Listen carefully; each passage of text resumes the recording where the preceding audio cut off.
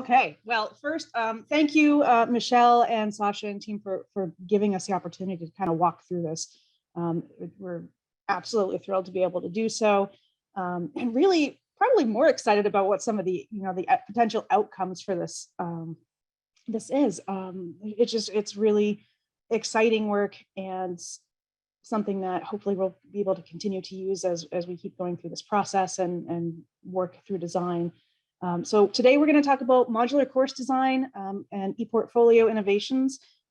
Just to give a brief kind of overview, we're going to speak specifically about one course in a program in the School of Education that we're building, why it works, how it can be modularized, what it means in terms of high impact practice, how it can expand lessons, not only within kind of the context of the lesson, but also across programs, across specializations, and even perhaps into like micro credentialing.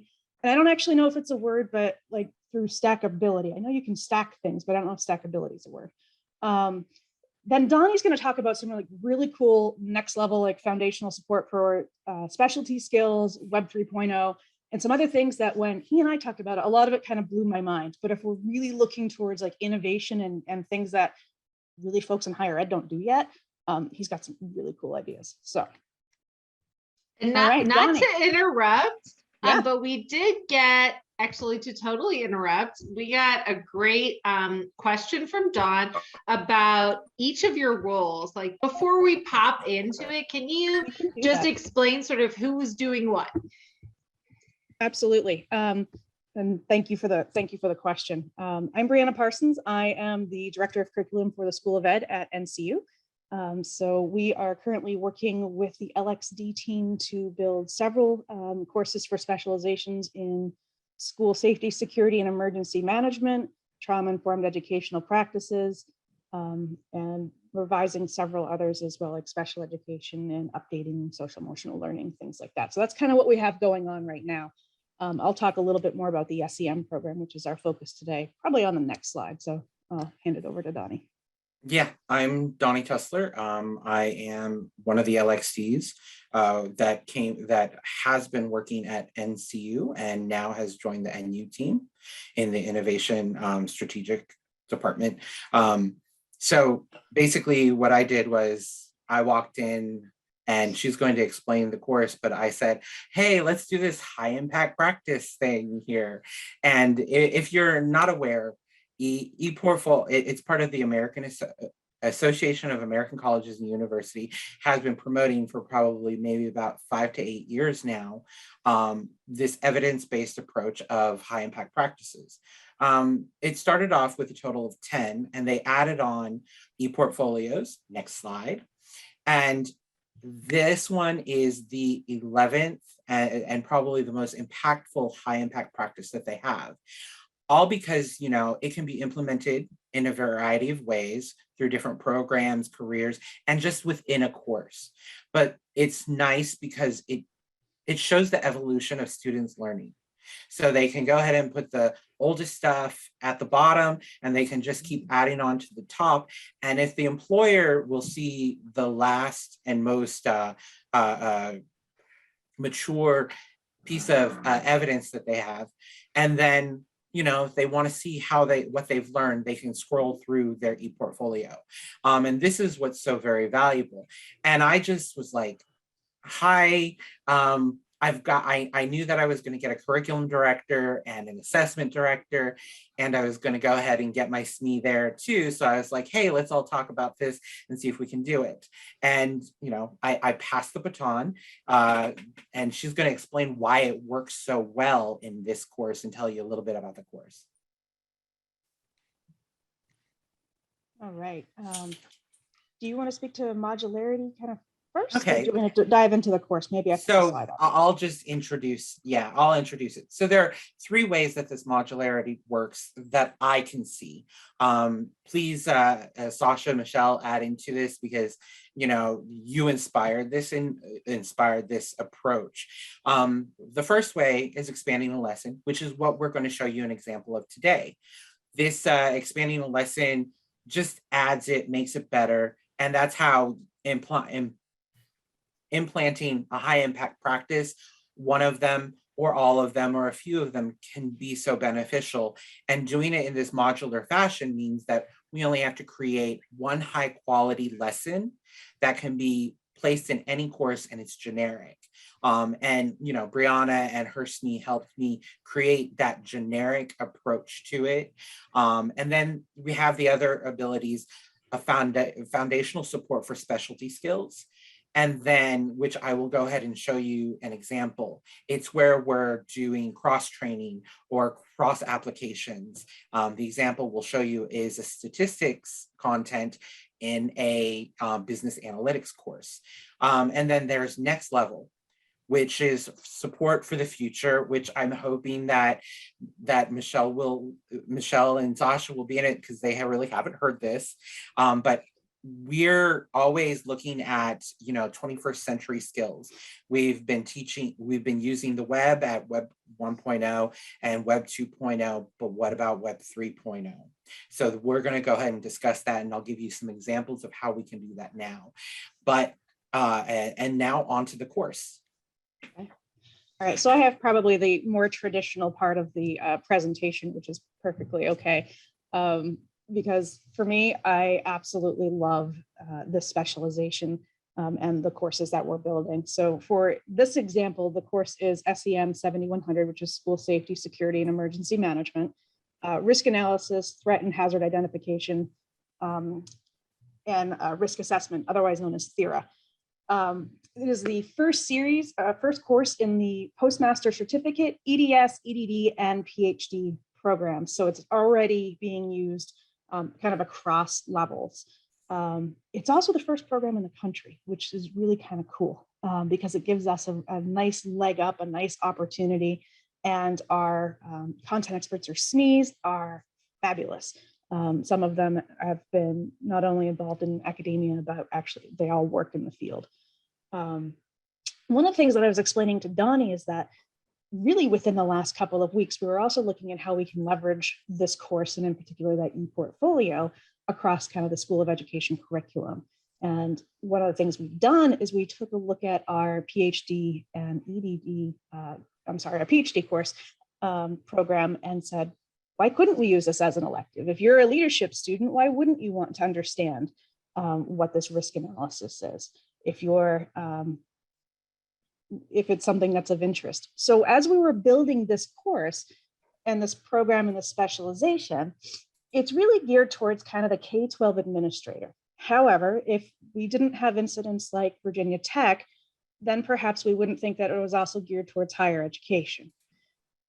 We also know that we have mall shootings, we have tornadoes, we have all of these other things that affect different industries, different business, we have workplace incidents.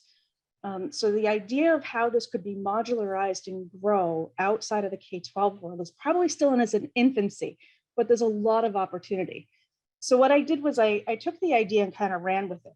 So we have the idea of school safety, security, and emergency management, which of course most people think of as like a school shooting, but it's also how you evacuate in a fire.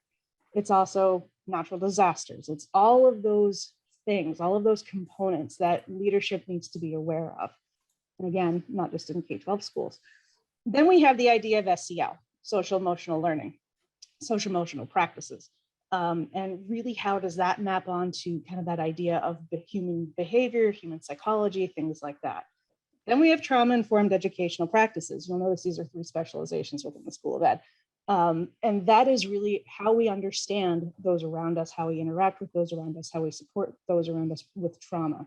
One of the biggest trauma-causing incidents as of late, of course, is COVID.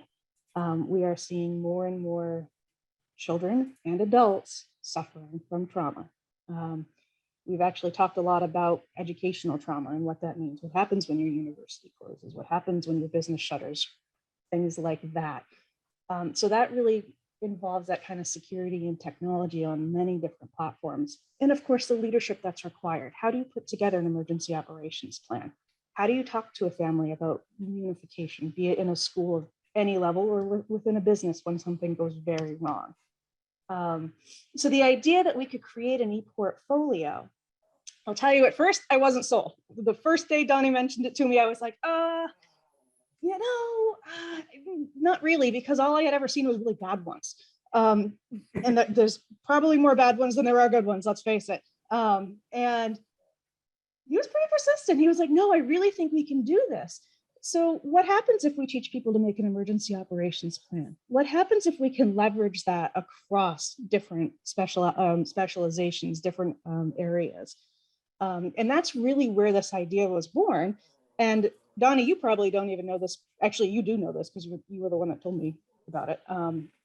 We are going to work with putting the ePortfolio into SEM 7200, which is the next course in the sequence, which actually has ILD as the LXD. So we're kind of already starting the transfer of knowledge to really show that these students can create something that's very purposeful, very impactful, very skill-based, but also differentiated so that it's important to them right now.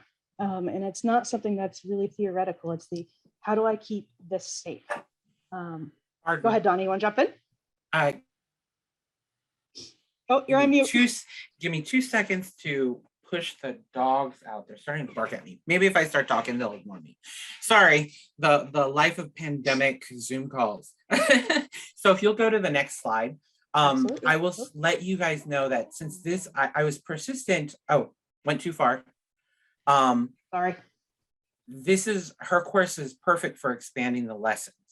And the reason why is it's the first in the series, and I'm going to be working with the rest of the other LXDs. I'm still getting used to the title because we were instructional designers before the traditional name.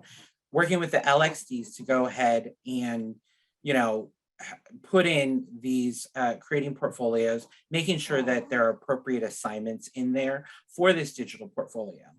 Because we don't want to have suddenly like a stream of PowerPoint presentations that they're talking and showing. We want to have some variety, things like infographics, brochures, because who wouldn't, to have that skill to go ahead and transfer the knowledge that's in someone's head into a document that could be handed out either at a workshop or to a client or used in private consulting and different things of that sort. That's all very valuable and be able to demonstrate. I'm going to ask to share the screen, and I want to actually show you okay, I'm going to show you. Stop sharing, so you should be able to. Yep. Yeah, I think that's yours. Thank you. Can you see that? All right, this is the actual course. And as you can see, I've modularized her course in addition using what we call RISE in Articulate 360. And it gives us, nice course. This I can just plant in as code. There's no difficulty doing back-end work. There's no cloning. There's no checklists or any difficulty using D2L and making sure that something's transferred over. We would just be able to easily curate these and manage the codes. And as you can see, it just pops up quite simple for the students. So if we'll open it up in a separate window, you can start the course. And as you can see, it's kept very generic. This is the first sequence. We talk about the components in these ePortfolios. We give them visual cues. We try and keep it engaging, and we give it in short bites. As you can see, it just keeps moving forward.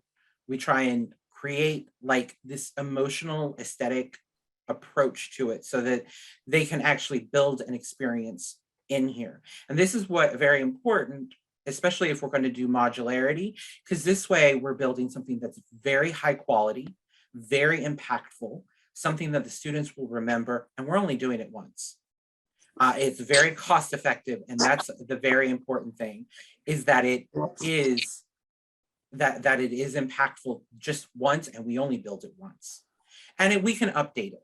And as you can see, I've added Portfolio in here because NU does use it, and we'll be able to go ahead and add that to this platform.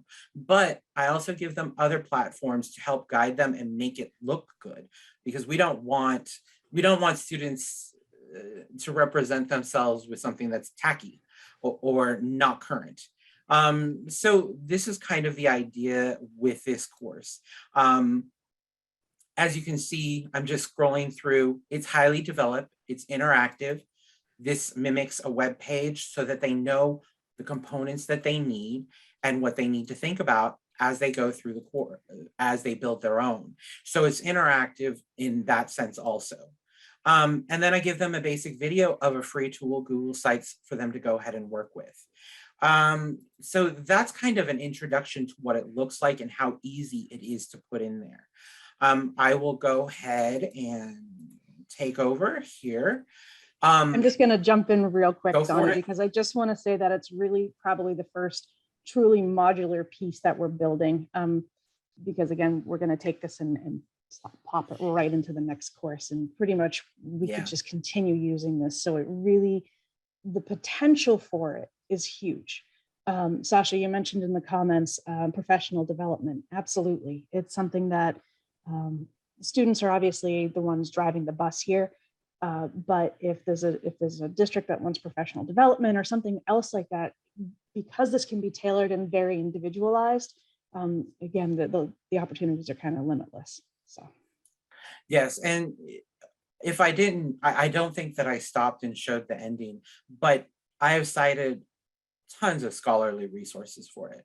It's not just something put together.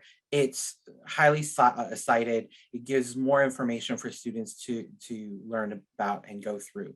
But in addition to this, we build this one, and I'm going to take components of this and make it into a small review that can go into every course now also. So the modularity is going to come in two parts, where that's why I'm saying there's going to be, we'll probably need to have someone be maybe like a program curator or some sort, or a liaison that works with all the schools and different IDs or LXDs to go ahead and make sure that things align, things are transportable, things are communicated, and that they're appropriate to the assessments, because this expands a lesson. So now we just need the SME to say, add this to your portfolio. So that's kind of the thing. Now, the second item is foundation for skills. As you can see, this is a statistics analytics for business. It's an applied statistics course in a field. So this is ideal because of one reason. We're applying foundational information from a statistics course. So that alludes to this idea that our foundational courses need to be well developed. This is content that's not going to change. There's not a reason for us to go ahead and, at least in my mind, there's not a reason to redo this course every 2 years. Let's really make this foundational undergrad course that's foundational to different career fields and pathways, and make that support material that's modular there, and make it really high quality that we can pass it on. So that's what I mean by this foundational. For example, here, histograms, scatter plots, I use that in this course. I wish that, I had someone who I could just email someone and say, hey, this is what we're teaching and doing. Oh, here's the code. Plop it into the course. It goes before the activity, in between the introduction that the SME goes ahead and builds in. And it's this interactive piece that lets you move things around and actually play in the course with. So that's where the foundation for skills and this second component can actually work. Now, the third one, this is very... Donny, can I just interrupt real quick, just because I just wanted to put just underscore what you just said, which is, as we do more of these, we're going to have a learning object repository, so that when you do want that scatter plot thing, or you do want the ePortfolio, it's searchable. So this is the intent, right? Is that we're having all of these different modules that you'll be able to choose from, that won't be specific to a particular subject, but can be reused in different ways. And again, just to underscore what we said last week, it's not going to work for everything.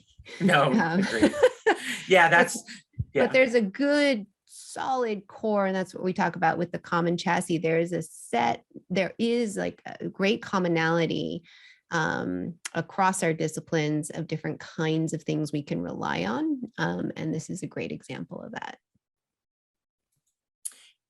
And for support for the future for the Web 3.0, this is kind of the idea that I wanted to bring forth for everybody to try and understand. Web 1.0 was, dial up. It was curated information presented to us. Web 2.0, creating, sharing, but people didn't own it. Facebook owns our pictures, Instagram owns our pictures. We don't own it. And we build content for them to engage for people and make money off of advertisement. Web 3.0, this is very different. It's blockchain technology. And the first thing we think of is finances and cryptocurrency, but it's actually owning part of the web. So the whole thing is with Web 3.0, it's not just creating and sharing and contributing, it's developers developing and then accessing the blockchain and owning it. And then people use it, share it, and they can purchase it.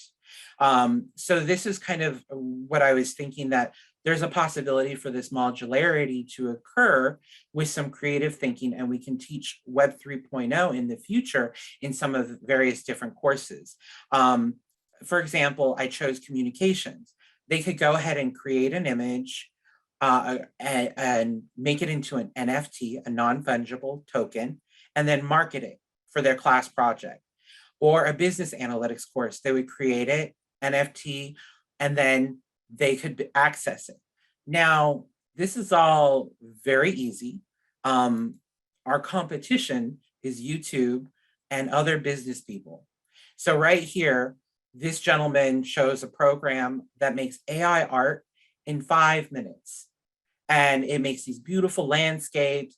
You just plug in an artist's name and it searches those genres and it kind of morphs the pictures together. And it continues to do that until you get something that you like. And you can combine different pictures and different things in it. And it's 5 minutes. Anybody can do it. We can teach students to do this. They don't have to be an artist, use Photoshop, or have any expensive programs, or have 2 art degrees like I do. So then the next part is creating the NFT, accessing the blockchain, and so on. And this is kind of easy, it's cheap, and we can learn it. This company is just doing it for free to get people to do it and taking a portion of the profits of any sales of NFTs. So the whole thing is, a communications student who says, yeah, I'm going to work with you. I'm going to work for your basketball team. And that basketball team says, well, what are you bringing that the other person? I can make you NFTs. You don't need to hire out a special company or anything of that sort. And I can make it. So you get that cool hoop shot and you want to memorialize that and sell it like a baseball card or a basketball card and sell it on a digital map. They can do that for you. So this makes them more marketable, different. A business analytics or a studio art student who can go ahead and assess the value of an NFT. Sotheby's and Christie's, they're already doing that. They've already opened up their virtual schools and they're teaching students how to go ahead and assess where it's being, the art pieces and different things like that.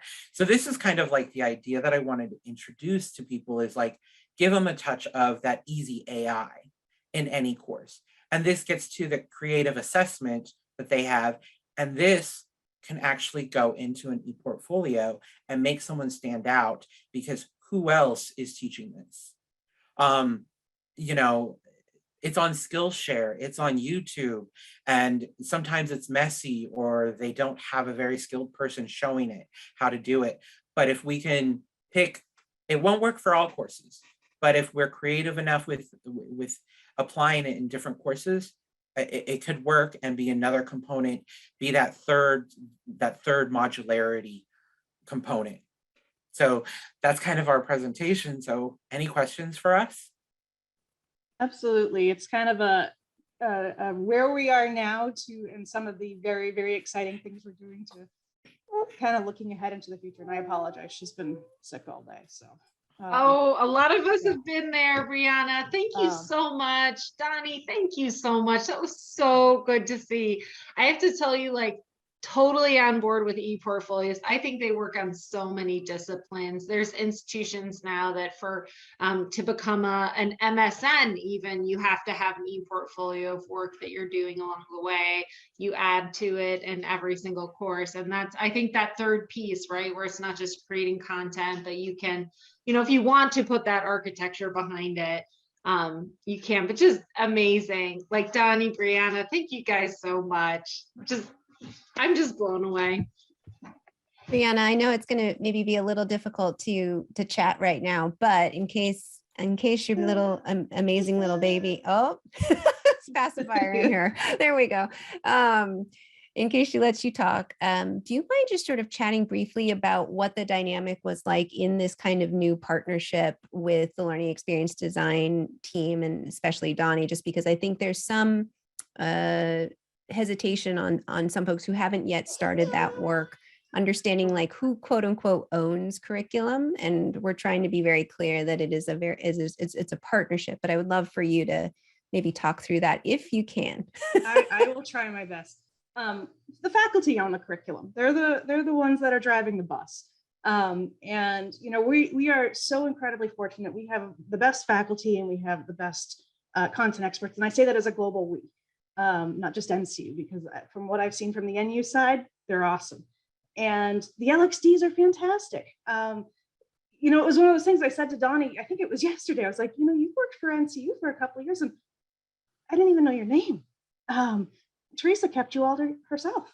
And sorry, Teresa, I had to pick on you. I'm so proud of Donny. He has come so far and super passionate. Really proud of you, brother. Thank you. Working with you it was a wonderful team. I'm so sad to not have Frank, but Patrice and Brianna have been this amazing team. We've been able to work together on finding a communication tools and use collaborative tools and make it asynchronous, so we don't have to have weekly meetings or anything of that sort. And they're just amazing. I cannot tell you how great it is to work with them. I wake up in the morning and I have this list of work to do because they did work last night. It gives so much flexibility to the faculty to work when they want to work. And I'm sorry, please. I was just gonna piggyback on that. It's just, you know, it's been an evolution of growth. I think, you know, when you first go into it and you go into any new process, we all know change is hard. So that first meeting, was uncomfortable. And then it was like we're going to talk about music. And Donny and I just kind of, okay, here's a common ground. And where do we go from here? And, you know, it's that exploration, it's that conversation. And then it's that trust that you build to say, okay, let's run with this. Like I said, I wasn't that sold on the ePortfolio when he first presented it to me. And it was all right, let's see where it goes. What's the worst that's going to happen? Let's try. Yes, I love that attitude. It's like, what's the worst that can happen? I also just want to say that as we move forward, the idea is to have these LXD pods attached to those verticals, like for disciplines. Now, it's not going to work out 100% all of the time because of how the course pipeline is going to set. But the idea is that you're going to be able to work with the same group of LXDs, generally speaking. So we're going to be able to really create those relationships over time. So you have these people at the ready. And I just think it's going to take all of us to the next level. There is no request process. You don't get to bid on LXDs. But the good thing is it's a learning process too for like us, for me, every single day. Like, I know I just learned some stuff from Donny right now, and that's how we get there, is like this community together. I just can't, I feel like I'm about to get clipped. Awesome. Thank you, Donny. Thank you, Brianna. It was really, really interesting. What does LXD mean? It means Learning Experience Designer. So what's really important here to remember is on both, for both universities, it was a very hands-off process where things were kind of thrown over a fence, and then the instructional designers were kind of set to build.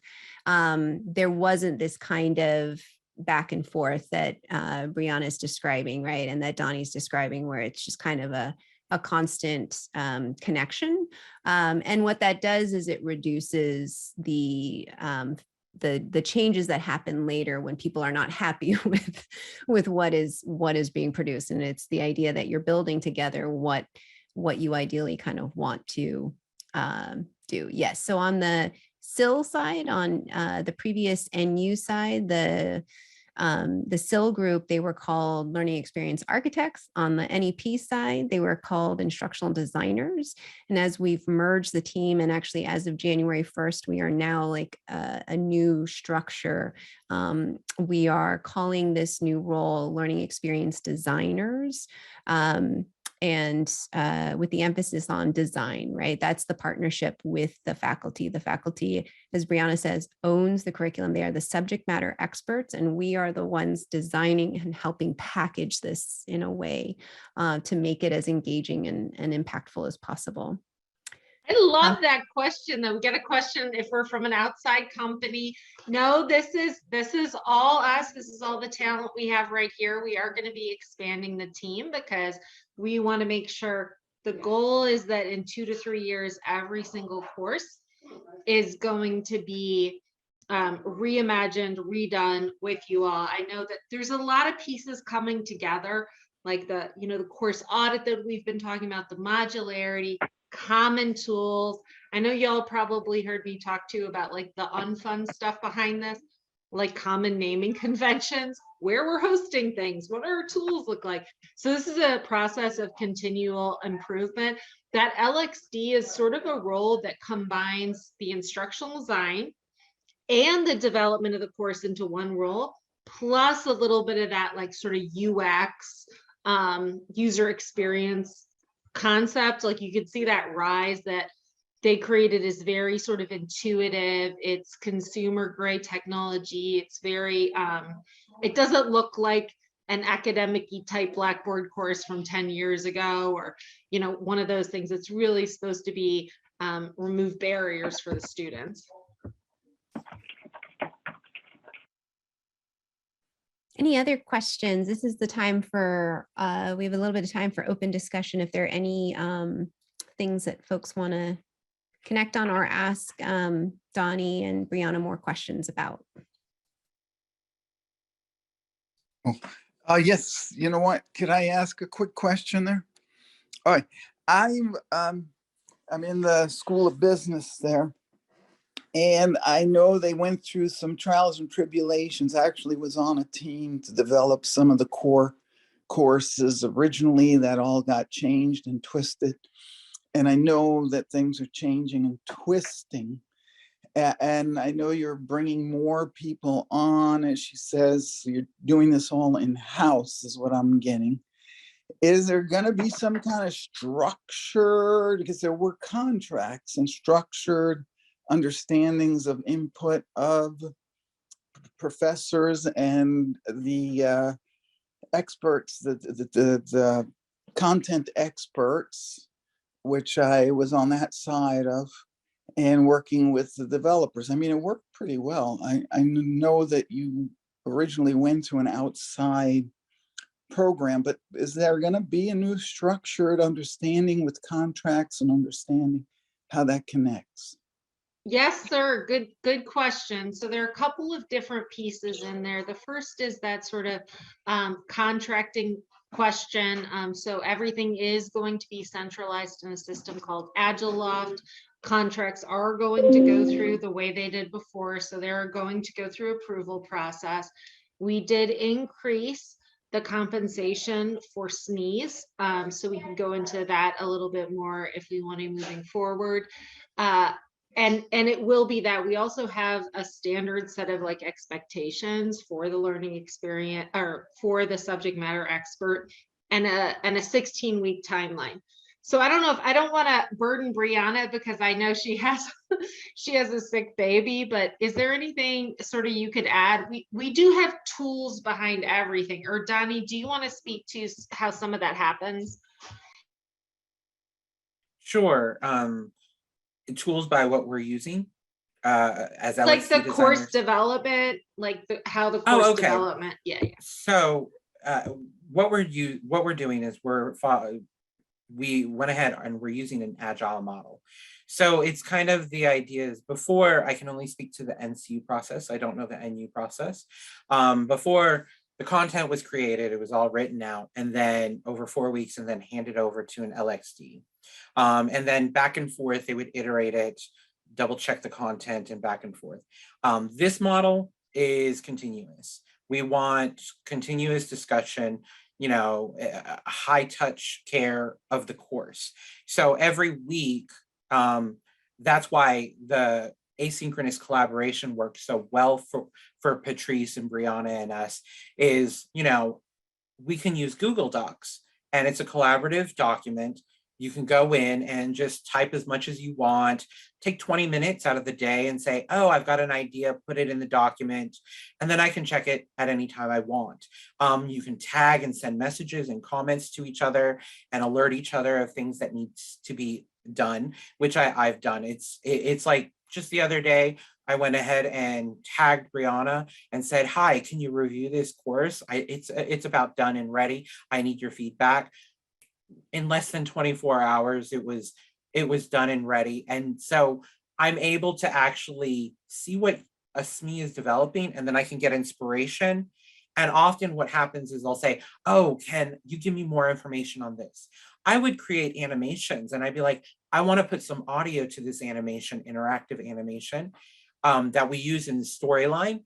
And can you write a little something real quick? And that's what this SME has been able to do. So this quick back and forth that's occurring that didn't happen before with a Word document that we emailed, and then they would hold for a week, it really slowed the process down. So now we're moving at a faster pace.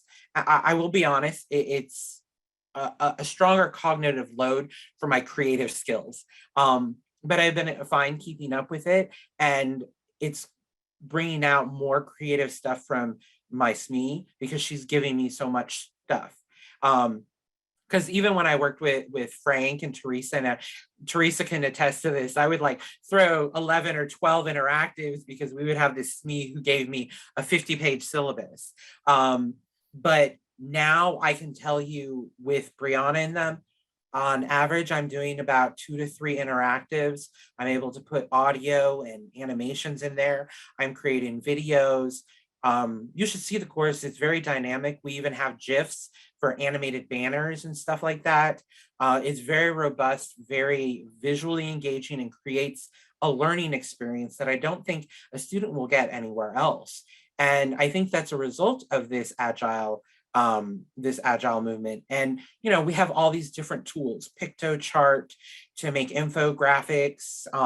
We even have Video Scribe, which I'll be honest, I haven't used very much because I have other video skills, and it can make quick instructional videos and different things of that sort.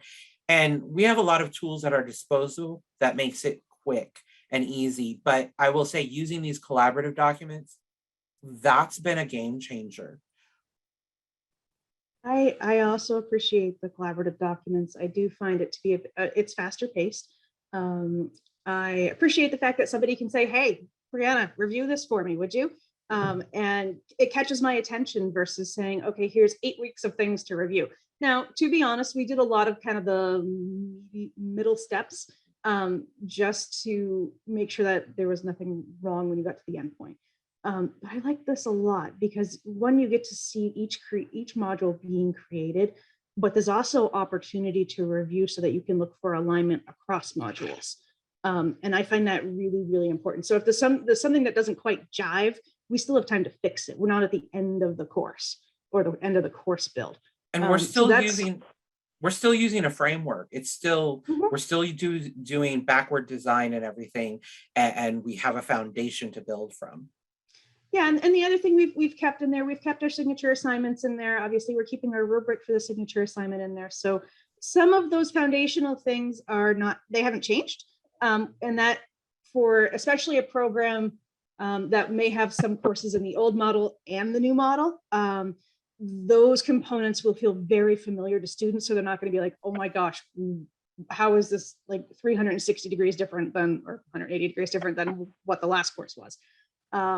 So some of those kind of common threads are still woven throughout.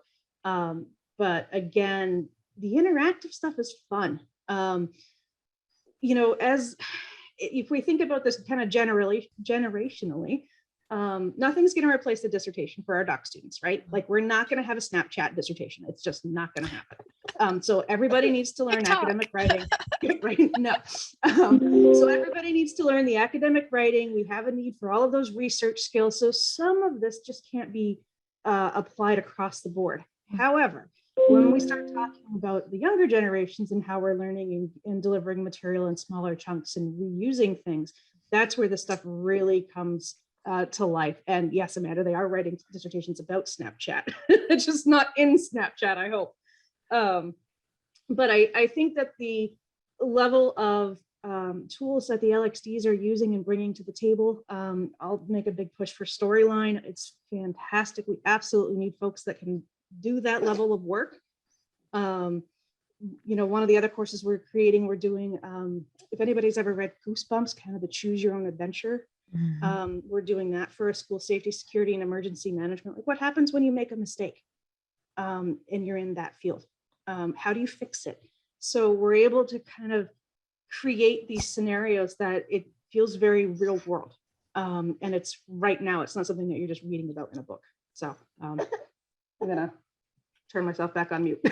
So I just wanted to add a real quick plug. LXDs and part of my team are working on little videos to kind of highlight the tools that Donny and Brianna were talking about. So you can kind of get a quick peek at like, oh, what's going to be available for when you're working with your LXDs.